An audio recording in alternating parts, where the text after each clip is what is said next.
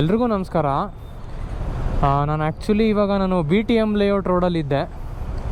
So ನಾನು ಟ್ರಾಫಿಕಲ್ಲಿ ಸಿಗಾಕೊಂಡಿದ್ದೀನಿ ಸದ್ಯಕ್ಕೆ. ಈಗ ಸಿಗಾಕೊಂಡಿರ್ಬೇಕಾದ್ರೆ ನನ್ನೊಂದು ಫ್ರಸ್ಟ್ರೇಷನ್ ನಾನು ಹೊರಗಡೆ ಹಾಕೋಕ್ಕೆ ಇಷ್ಟಪಡ್ತೀನಿ. ಏನಪ್ಪ ಅಂದರೆ, ಒಬ್ಬ ಯಾರೇ ಬೈಕ್ ಅವನು ಯಾರು ದೊಡ್ಡ ಬೈಕ್ ಇಟ್ಟಿರ್ತಾನೆ ಅಥವಾ ಯಾವುದೋ ಚೆನ್ನಾಗಿರೋದು ಸ್ವಲ್ಪ ಲೀಟ್ರ್ ಕ್ಲಾಸು ಅಥವಾ ನನ್ನ 650cc ಅಂದ್ಕೊಳ್ಳಿ, ನನ್ನ ಬೈಕೇ ಅಂದ್ಕೊಳ್ಳಿ, GD 650 ಅಂತ ಅಂದ್ಕೊಳ್ಳಿ. ಸುಮ್ಮನೆ ನಮ್ಮ ಪಾಡಿಗೆ ಹೋಗ್ತಿರ್ತೀವಿ ಗುರು. ಗಾಡಿಗೆ ತಾಕತ್ತಿದೆ, ಮುಂದೆ ಹೋಗುತ್ತೆ, ನಮ್ಮ ಪಾಡಿಗೆ ನಾವು ಹೋಗ್ತೀವಿ. ಅದು ನೋಡಿ ಕೆಲವು ಇರ್ರೆಸ್ಪಾನ್ಸಿಬಲ್ ನನ್ನ ಮಕ್ಕಳು ಬಂದ್ಬಿಡ್ತಾರೆ, ರೇಸ್ ಮಾಡೋಕ್ಕೆ ಬಂದ್ಬಿಡ್ತಾರೆ. ಅದು ಅವ್ರ ತಲೆಯಲ್ಲಿ ಏನಿದೆ ಹೇಳಿ, ಕ್ಯಾಪ್ ಹಾಕ್ಕೊಂಡು ರೇಸ್ ಮಾಡ್ತಾರೆ.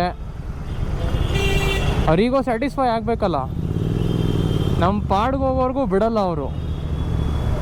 ಇವನಿಗಿನ್ನ ಮುಂದೆ ಹೋದೆ, ಸಾಕಾಯಿತು, ನಂಗೆ ತೃಪ್ತಿ ಆಯಿತು ಗುರು. ಇವಾಗ ಆ ತೃಪ್ತಿ ಇಟ್ಕೊಂಡು ನೀವು ಏನು ಮಾಡ್ತೀರಪ್ಪ ನೀವು?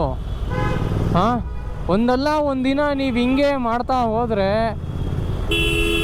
ಡೆಫಿನೆಟ್ಲಿ ಪ್ರಾಣ ಕಳ್ಕೊಂತೀರ, ಹೇಳ್ತಾ ಇದ್ದೀನಿ. ಇವೆಲ್ಲ ಸಿವಿಕ್ ಸೆನ್ಸು ಗುರು, ಇವೆಲ್ಲ ಬೇಸಿಕ್ಕು. ಇವೇ ಇಲ್ಲ ಮನುಷ್ಯನಿಗೆ ಅಂದರೆ ಇನ್ನೇನು ಪ್ರಯೋಜನ? ಮನುಷ್ಯನಿಗೆ ಎಲ್ಲ ಸಲನೂ ಚಾನ್ಸ್ ಸಿಗಲ್ಲ. ಅದಕ್ಕೆ ಅರ್ಥ ಮಾಡ್ಕೊಂಡು ಸುಮ್ಮನೆ ನಿಮ್ಮ ಪಾಡಿಗೆ ನೀವು ಹೋಗಿ ಅಷ್ಟೇ. ನಾನು ಫ್ರಸ್ಟ್ರೇಷನ್ ಹೊರಗೆ ಹಾಕ್ತಿದ್ದೀನಿ ಗುರು, ಅಷ್ಟೇ.